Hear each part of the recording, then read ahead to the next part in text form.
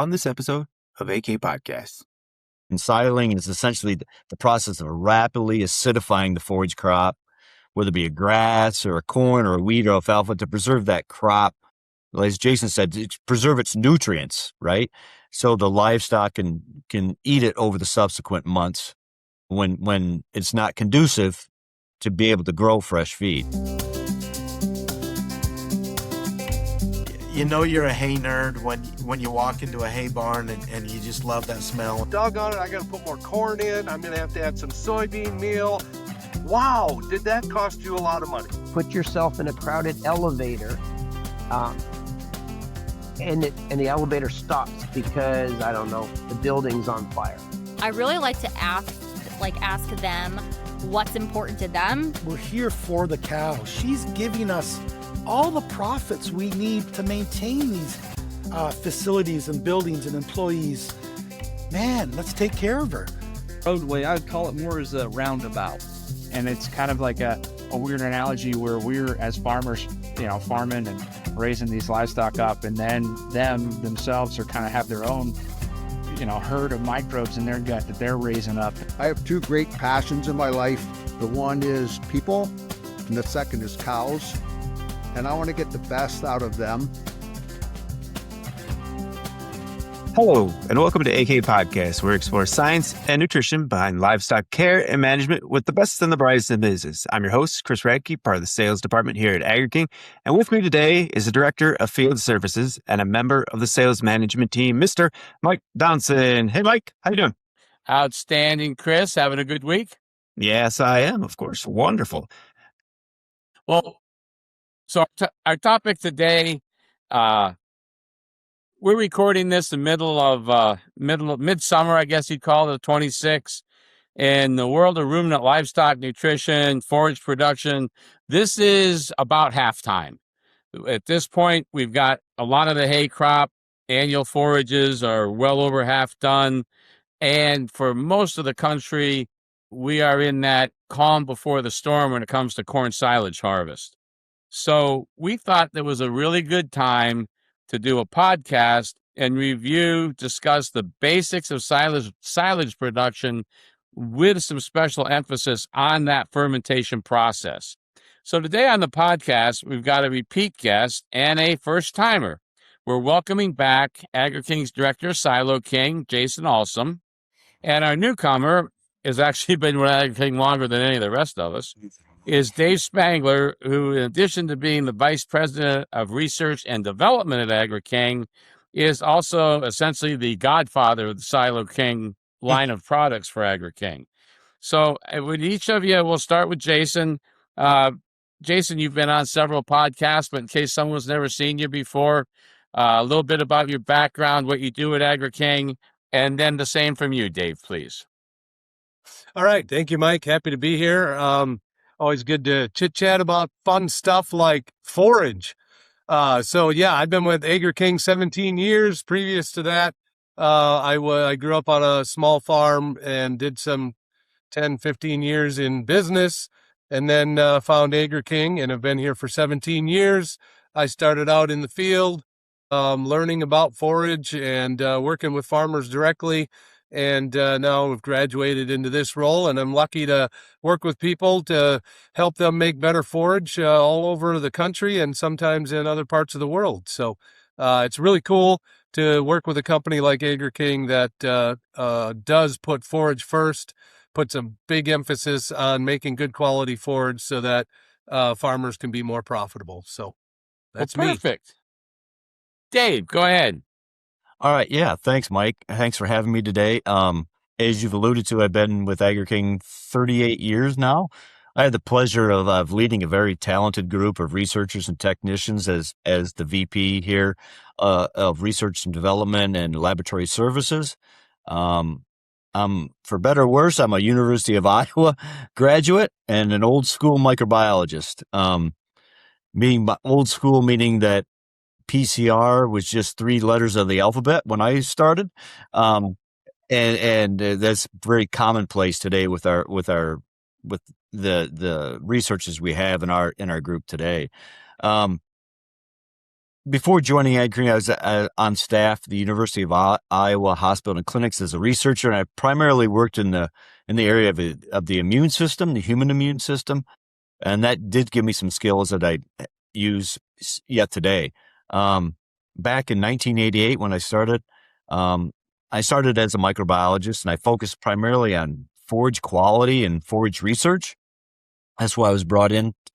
And since that point, I've been very closely involved with Agri-King's biological products, research and development of those products, products and additives for hay and silages, like we'll talk about today, direct fed microbes, probiotics, enzyme supplements, manure slurry additives, and any additives for addressing mycotoxin issues. So anything that's microbial based or touches a microbe, and that's a lot of things in today's world, and especially in the ag research and the ag world. So there's a lot of things going on there. So thanks for having me.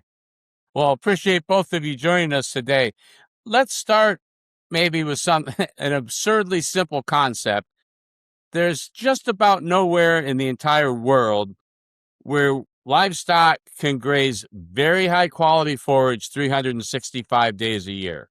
We are going to have to store forage to have a profitable livestock operation. What are some of the advantages that you two see by storing that forage as silage and embracing the idea of using fermentation to keep a crop? You want me to start? I'll give it a whirl first, and then I'll take all your bling from you, Jason. Yeah, thanks.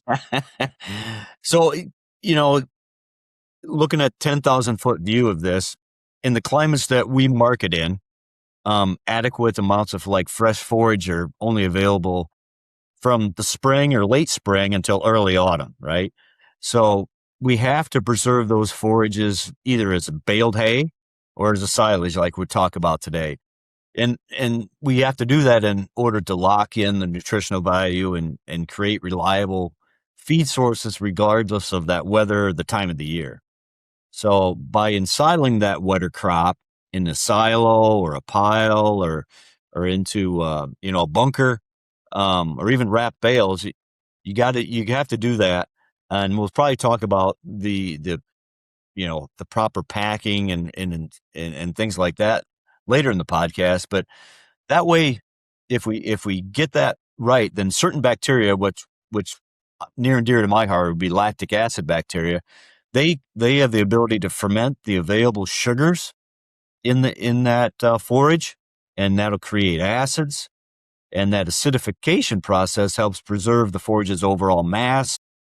So it's dry matter per se, and also its nutrients. We can lock in those nutrients, and so they don't continue to change and they don't decay. So that way the farm can have a reliable feed source throughout the year that she can utilize when feed becomes scarce, or you can't grow it fresh. So silages of like plant, whole plant corn or corn itself or wheat or various other grasses or alfalfa. That's the predominant things that we ensile here and utilize here in North America for the dairy and the beef cattle. Perfect. Well, Jason, I'm sure he left a little bit on the bone for you. Where do you see the value of embracing making silage as a way to preserve feed? Well, really, the cool thing is we can see hundreds of years of harvest practices all still going on in the United States. You've got Amish communities which are still making corn shocks and pitching hay onto a wagon. I can remember seeing the claws that come down and pick up hay and bring it up and drop it into a hay mow. These different harvest practices have going on for years because of exactly what you outlined. We can't let cows on pasture 12 months out of the year and have them. We have to supplement it. We've just gotten better as farms have progressed and technology has come into place. We have learned really what we're after and what we've learned and what you can see from those communities that use hundreds of year-old harvest practices to the latest and greatest with huge equipment. We've gotten better at preserving nutrients. And that's what we're looking to do for those animals. And the better we can get at preserving nutrients, making it very available and easy to use so that the dairyman or the farmer can easily and efficiently get it in front of the animal in a way that they can eat it when they want, at their leisure, keep them full, put good nutrition together. That's what we're talking about today. And we have gotten really good at using bags, piles, silos, different ways to ferment feed. And we've studied all of them. So it's cool. It's cool that we're able to take a crop out of the field and really preserve it really well and have the animals get a lot of nutrition out of it. Let's turn this back over to Dave. Take us through the process of a good fermentation, along with pointing out where some things can go wrong at different steps, please. Okay. Yeah, sure.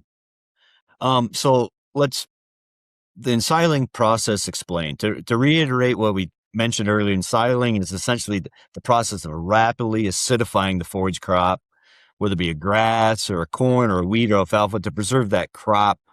As Jason said, to preserve its nutrients, right? So the livestock can eat it over the subsequent months when it's not conducive to be able to grow fresh feed. So the goal is to rapidly convert those sugars into acids to prevent spoilage. And it kind of uses a 4-step method. The whole ensiling process is break it down in simplified terms into 4 steps that relies on removing oxygen. And I'm sure we're going to talk about that in depth as we go along through this podcast. So the first step of ensiling would be called the aerobic process, or the aerobic phase, or the breathing phase, if you will.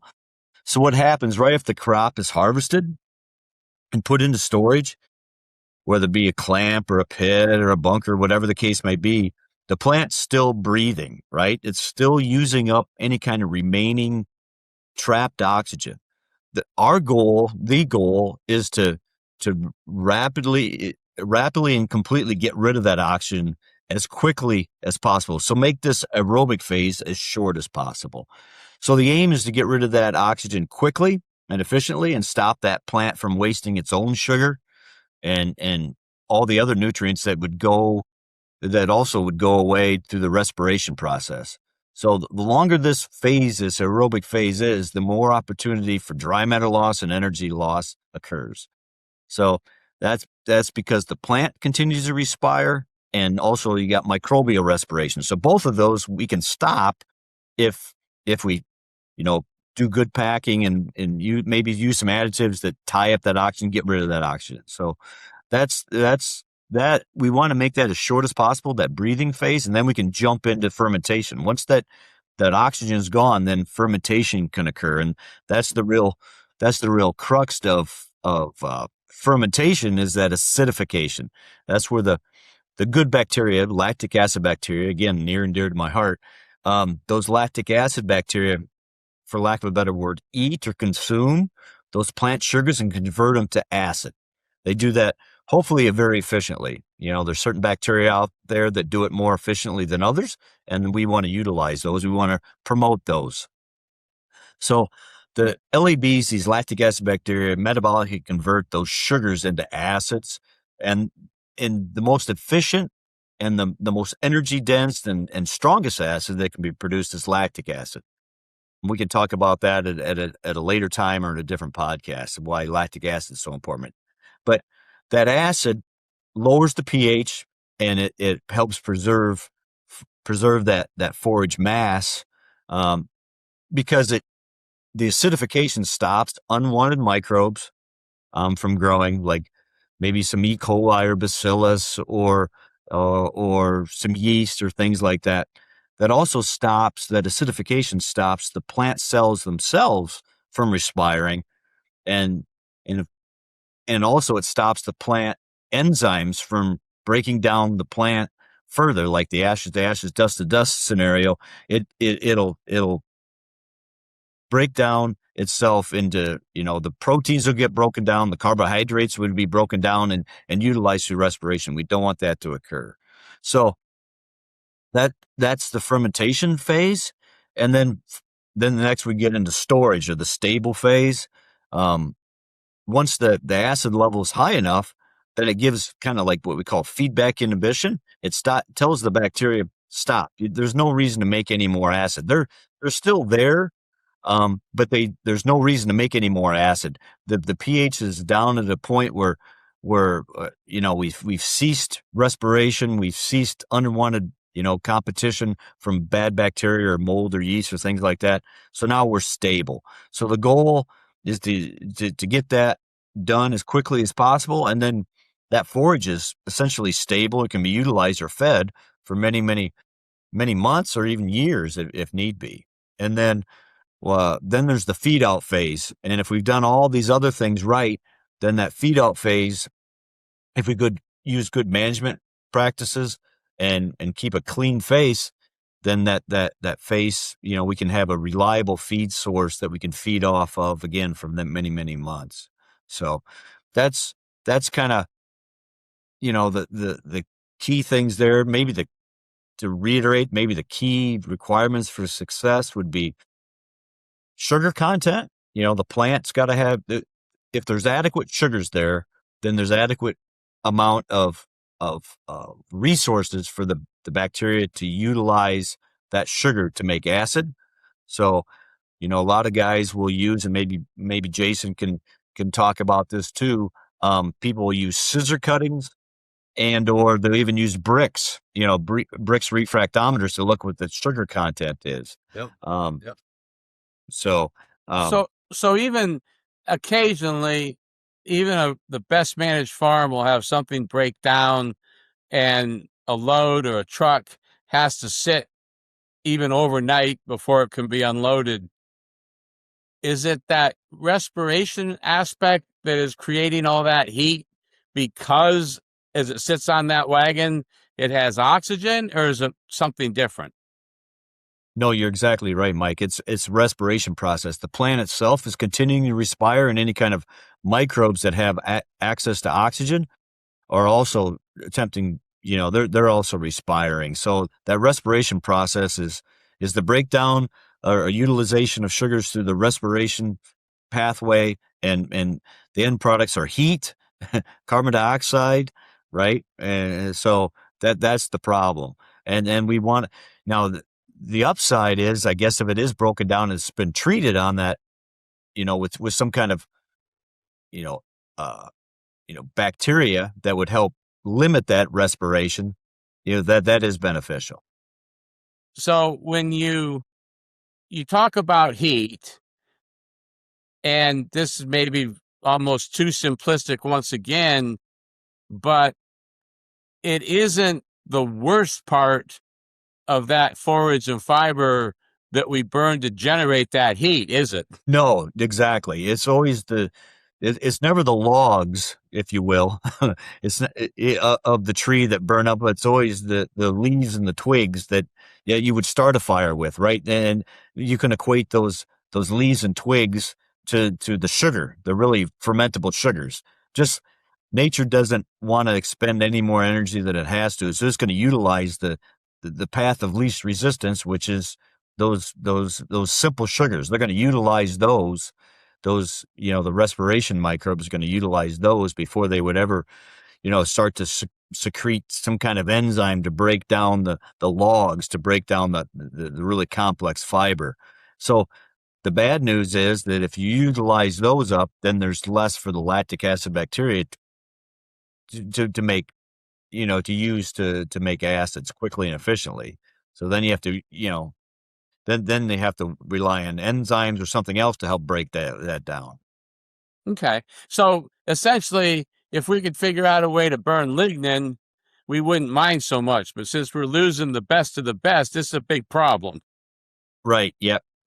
It can be a real big problem, right? So, yep, exactly. We're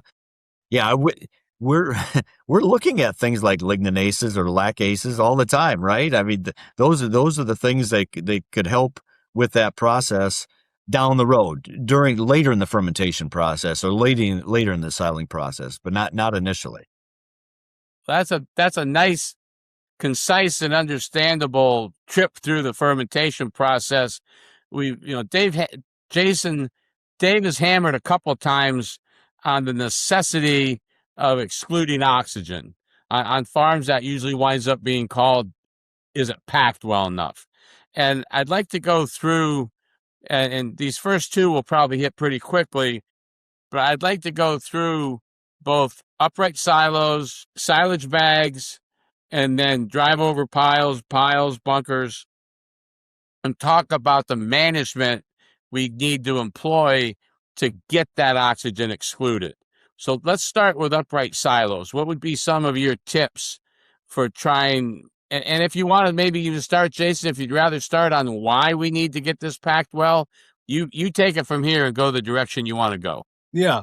Well, more and more, I try to drive this home by drawing a correlation from animal feed to human feed. And we're getting closer to understanding that. Dave's talked a lot about microbes and bad microbes, and if you don't preserve something, well, go back to the industrial age. They didn't know how to preserve food when we started moving to cities, and people got sick left and right because they didn't have refrigeration, they didn't have freezers. They had to learn how to handle food, and then shortly after that, President Truman put the FDA in place, put regulations in place. We started to learn how to handle food. Interestingly enough, Clarence Birdseye was a hermit up in northern Canada and pulled fish out of the ice, and at 40 below zero, they froze immediately.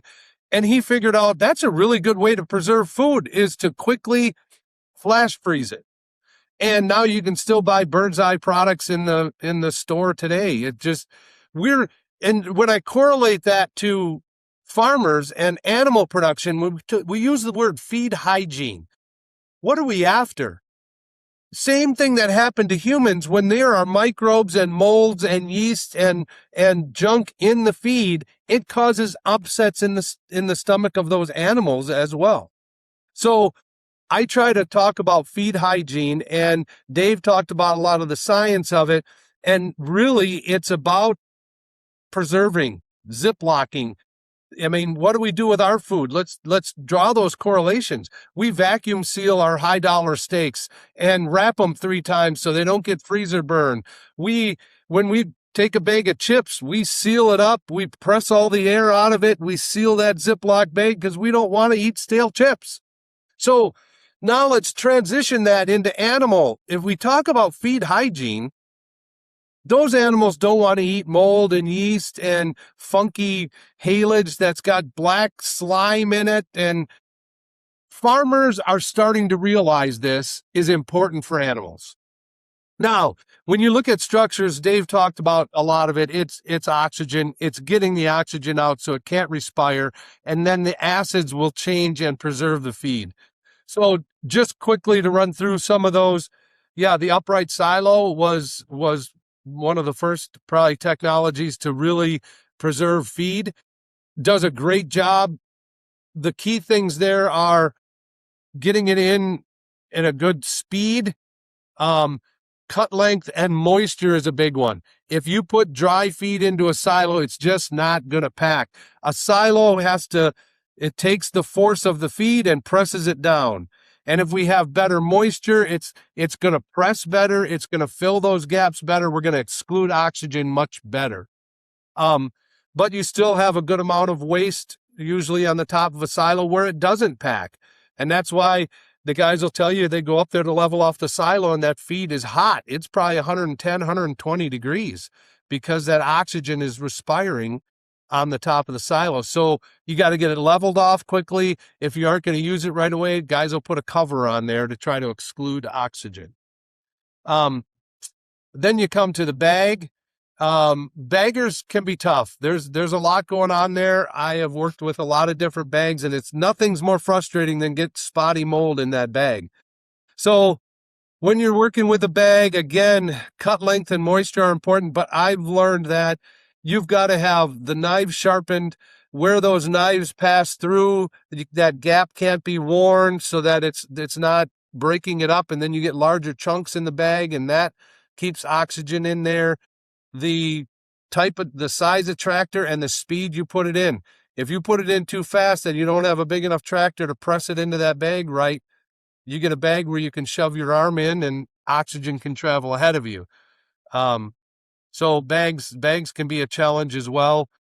When you're looking at hay or baleage, the wrapping is very important. We're after excluding oxygen in all of these situations.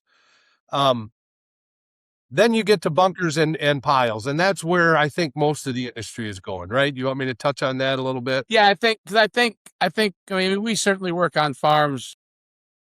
Agri-King has valuable clients on farms of all different sizes, but we are certainly at a point where there are more tons of feed put up in the United States in bunkers and piles than probably all other forms combined at this point. And I think in some ways it's nice. It can be actually one of the areas that gives you the most control. Like you said, with upright silos, that those top 10 feet, I don't care how many kids you get up there running around on top of the silo, they're just not going to pack very well. But with a bunker, you can bring some more tools to bear on it, if you will. But there's also the ability to make a lot more mistakes on bunkers and piles because it comes down to some finer points of management that some places do and some people come a little short on. So let's dig rather intensively into that field. Yeah. And I will touch on Dave mentioned quality and sugars and the better quality forage we bring in from the field, the better it's going to store. It's going to ferment better. It's going to store better. Moisture is important. Guys got most of that. So when we're going to get into the detail a little bit more on packing and things like that, again, I'll draw a correlation. Speed is so important. If you're taking a break from harvest and you have a salad and you eat half the salad, you set it on the armrest of your truck and it's 90 degrees and you come back 2 hours later, are you still going to eat that salad? No, because it's going to be wilted. It's going to be slimy. It's going to be gross. Well, guess what? The same thing happens if you take a chopper box full of haylage and leave it sit there for a couple hours with hay air in it. It turns really quickly. There's so many correlations to what we do with our food. What we do with our food is we seal it up, cover it, get it in the fridge as soon as we can. So speed of getting this feed, this high quality feed that we've grown into a structure, eliminating the oxygen is very important. So yes, choppers, wagons, getting it done, balers, wrapping the bales, you can go to all these different types of harvests. It has to be done quickly. So we're learning that over time. But as we get into the piles and bunkers, I want to touch on, alleviating oxygen. We're getting better at this also. When I started 15 years ago, guys were happy if they had a density of, 12 to 15. They thought they were doing good. Now your progressive farmers are getting a pack density that's 20, over 20. They're doing all they can to get the oxygen out. So let's touch on a few things that are important. Before you go there, let's just back up a half step. Okay. Describe for everybody how you're measuring that density. Yeah. Not just what the number is. I mean, you're counting the number of loads that go into how many square feet. Is it a math problem? Explain how we're actually measuring that. Yeah. So couple of things are important, and you're able to measure how well you did on your storage structure. One is temperature. We use temperature probes. You can put them in the pile. You can monitor the first several days. You can monitor it right after you're done packing and see a difference in temperature. That's how oxygen is reacting if it's not packed right. So temperature is one. And then the density, really, we don't measure that until you open that face. Whether it's a pile or a bunker, you got to have a good open face. You're into it a little ways. And then we take a 2-inch pipe on a drill and we drill into that face. And we have the calculations that show, based on that circumference, and then we do the moisture, and we weigh the grams that we take out of there, and then we can tell you what your as-fed density would be. That's with the moisture in it. But the real number we're logging and tracking is a dry matter density, where we take all the moisture out of it and we tell you how many pounds of dry matter you have per square inch. And that's how we are setting benchmarks for guys. So now go back to where you were. I just wanted to be sure everyone understood what we meant. Yeah. No, that's really good. So when you're bringing that feed in, there are several factors that help you get better density. You can bring it in too fast. You have to line all these things up. If you've got 3 choppers working in 1 pack tractor, you got a problem there too. So you have to line this all up so that there's 5 factors that I'm going to touch on. The thickness, the layers, how thin you spread it, the weight of what you're putting on that pile. There's all kinds of different calculations for that. How to build the pile. You got to have a plan for what we call a progressive wedge, or how you're going to build it front to back. And then how you have to, packing procedures would be, driving the whole surface and making multiple passes. So as we go through some of those things, I'll just run through some of those, and then I'll get into what that means when you get better density. So 6-inch layers is the goal. And this is easier said than done. I get it. I can stand here and tell guys you need 6-inch layers, but then I go out and I watch structures. Man, you got this huge tractor with a 14-foot blade on a rounded pile. Well, how do you, right? Every pile is not perfectly flat, so you got angles to work with, but we do our best to keep thin layers spread, because you cannot lay down 2 foot of haylage and get that packed properly. Adding weight to that doesn't compensate for a thin layer. So we want thin layers, and a good pack guy to get the thin layers. Here's an example. I had a farm that I went out to, and they had spotty mold in the bunker, and I was all concerned about it because I thought we did a good job. And the guy, after we talked for a little while, he said, "Oh yeah, my uncle packed that one, and he was dropping big wads of feed, and we couldn't get it packed." And right where he explained that, they had mold because he dropped a big wad of feed and just drove over it once, and there's going to be oxygen penetration there because that density isn't going to happen. So thin layers are very important. Tractor weight, there's a number of different ways to calculate that. And, in some farms it works, in some farms it doesn't. There's a rule of 18, but the more popular one is probably the rule of 18. Sorry, I'm moving too fast. You take the weight of the tractor, divide it by 18, and then you get how many minutes you're supposed to be on the pile. So just to keep it simple, most of that math with the tractors we're using today, you should be packing about a half a minute for every ton of wet feed that comes in. Well, start thinking about that. It's a 20-ton load. A half a minute, you should pack for 10 minutes. That's not just pushing the feed around. That's packing for 10 minutes. Well, that isn't always feasible, so we have to have a plan that works on the farm. And then the rule of 800, that tells you take how many tons per hour are coming into the bunker or pile, and you want 800 pounds on that. So you want 800 pounds of packing weight per ton of forage. So you do that math, and the example I have in front of me, you have 45 tons per hour coming in. You need 36,000 tons or 36,000 pounds on that pile. Well, again, you look at that. If you have today's equipment, if you have 2 choppers, you're probably getting closer to 100 tons an hour coming into that pile. And also you got to have 2 pack tractors and a push tractor just to do a decent job. So you have to kind of plan these things out, use some of these tools. And you can't assume that the push tractor the math they give you from Cornell here is that the pushing tractor really only packs about half the time. So you got to cut that weight calculation in half. So there's a lot of homework that you can do to get the weight of the tractor right.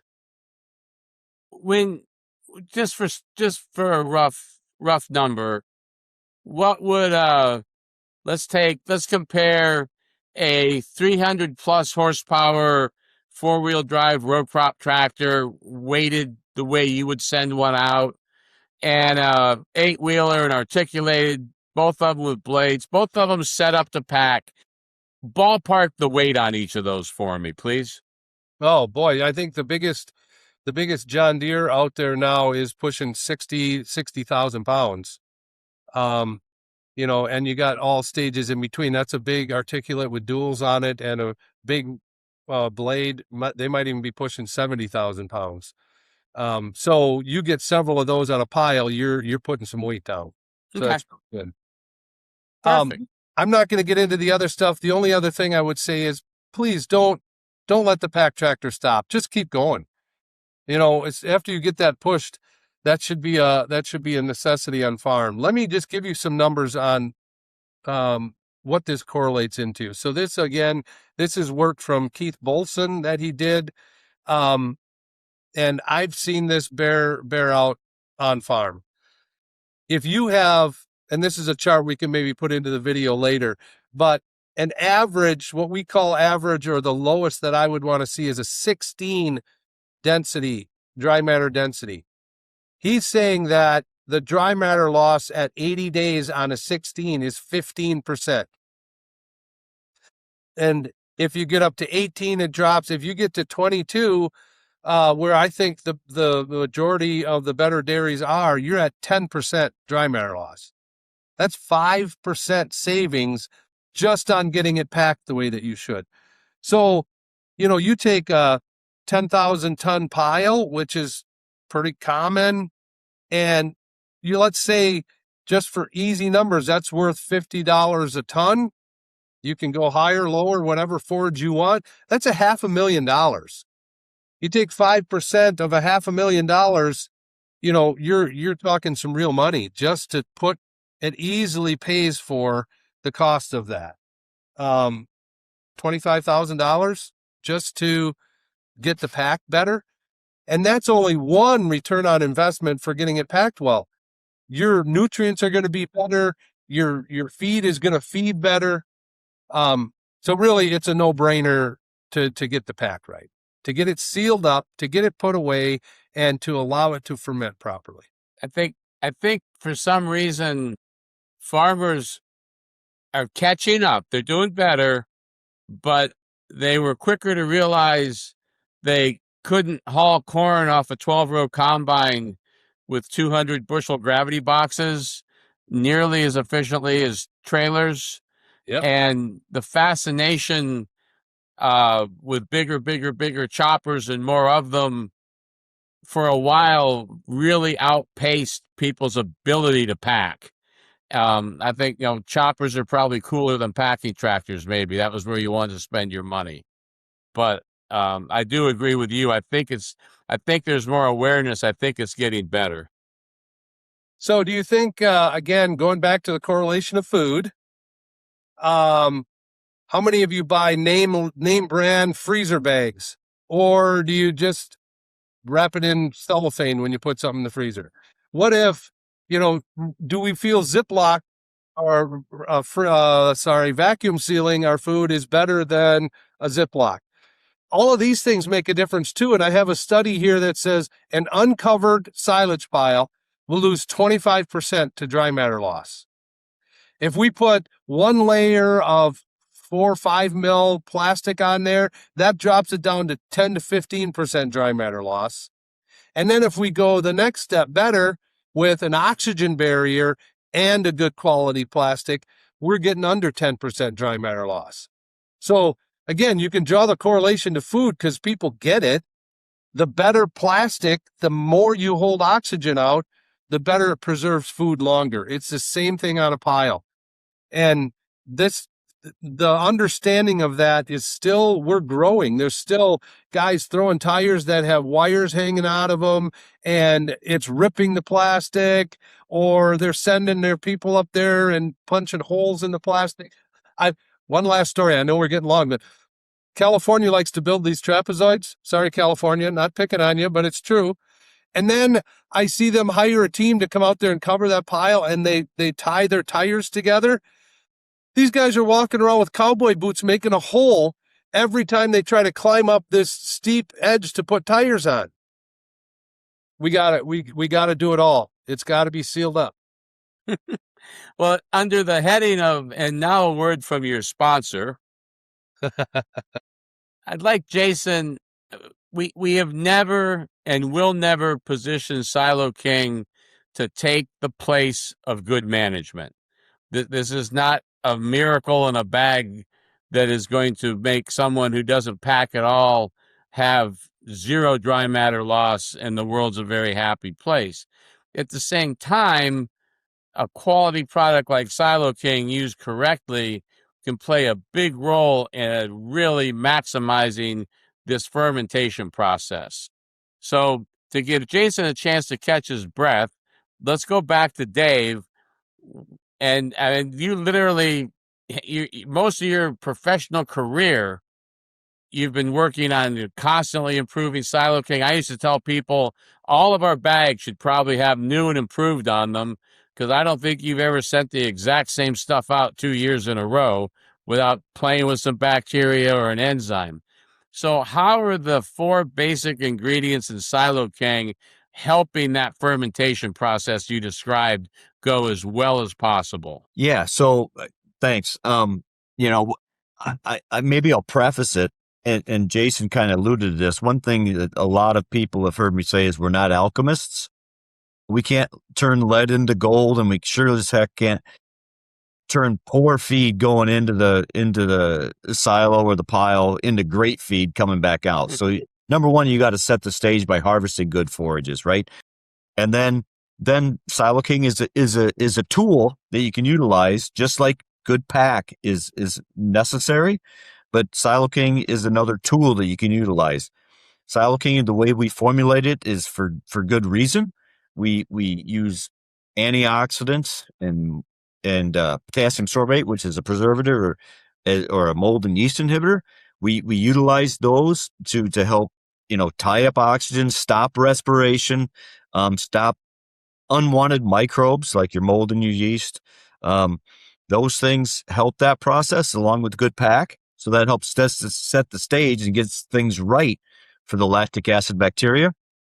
The lactic acid bacteria are proprietary only to Agri-King, and we utilize those, and we've checked them over many, many years over all these different forage types, and see that they run a really good relay race. And people have heard me talk about this, that the bacteria hand off the process to the next one, and that way you can direct and take control of the fermentation from beginning to end. And those bacteria, we've done some really recent studies that are going to be published in the near term that shows that they control the process all the way through. We can watch their metabolism go all the way through, and then as we know, it's our bacteria taking control of it. But I mean, taking control, they can utilize the various sugars that the enzymes have released in Silo-King and or the natural plant sugars, and they can use those to quickly and efficiently make acids, and specifically lactic acid, which is, again, the strongest acid, drops the pH quickly and efficiently, quote unquote, a flash fermentation, that we get it done quickly and efficiently to lock in those nutrients. So that's kind of the 10,000 foot view of how and why we've formulated Silo-King the way we have. Antioxidants, antifungals, to help, stop the respiration and stop unwanted microbes from kind of utilizing those nutrients or taking any kind of control of the fermentation process. Enzymes and the bacteria work hand in hand to help create acids quickly and efficiently, and also break down some of the complex fibers, the complex starches to allow those to be utilized quickly and efficiently within the rumen of the cow. When ultimately we're making it, as Jason alluded to, we want a really high quality feed to go into our high quality animals so they can perform very well. So Jason, we got the smart guy's answer. Let's get the common man's answer. So, well, right. It's Dave has done a phenomenal job with Silo-King. It is a product like nothing else. And it ties into everything that I've talked about already. Speed of fermentation. There's other products out there that are going to get you down to a 4.2 pH and get you a decent lactic to acetic ratio. But I'm telling you, Silo-King does it in days and they're doing it in weeks. And it's a speed of preserving our nutrients that, again, gives us the return on investment. Just like I said with these plastics, saving dry matter loss, density, saving dry matter loss, speed of fermentation saves dry matter loss and nutrients.